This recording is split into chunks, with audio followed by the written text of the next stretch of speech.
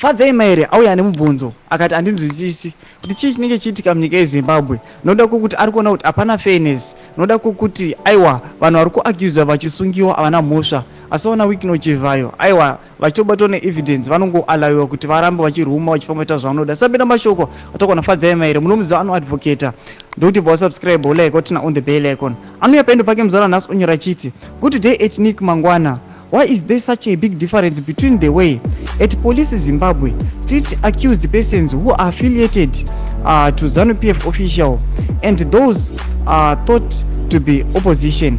As you can tell from the video below, those connected to ZANU-PF get champagne quality treatment, while those thought to be opposition are beaten, handcuffed, and made to crawl on the ground like dogs.